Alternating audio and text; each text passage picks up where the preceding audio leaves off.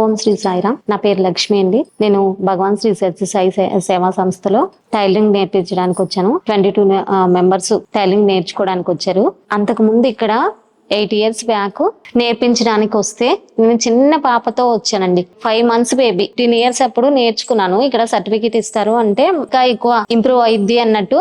నాకు అసలు సాయి అంటే ఎవరో కూడా తెలియదండి. అసలు మాది మారుమూల పల్లెటూరు అనమాట. షిరిడి సాయి గాని సత్య సాయి గాని తెలియదు. మామూలుగా మా బాబాయ్ వాళ్ళు వస్తే పాప బాధ్యత అంతా మాదే అని అంటే, అసలైతే నేను వచ్చినప్పుడు పాపని యాక్సెప్ట్ చేయలేదు. సారు చూసి అంత చిన్న పాపతో నువ్వేం నేర్చుకుంటావమ్మా అని యాక్సెప్ట్ చేయలేదు.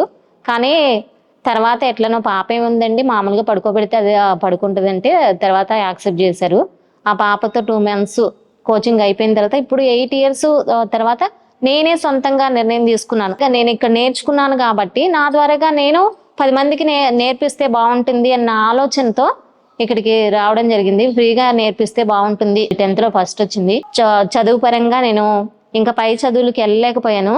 ఓపెన్ ఇంటర్ BA చేశాను కానీ ఇంకా నా చదువు నాకు ఫస్ట్ వచ్చినా కానీ నా చదువు నాకు భోజనం పెట్టలేదు. 22 మెంబర్స్ అయ్యారు. ఈ 22 మెంబర్స్ కి నేర్పిస్తున్నాం అండి. స్వామి దయ వల్ల నాకు ఇంత చక్కటి అవకాశాన్ని వీళ్ళందరికీ నేర్పించడానికి ఒక సేవగా ఈ అవకాశం నాకు వచ్చినందుకు స్వామికి ధన్యవాదాలు. జై సాయిరాం.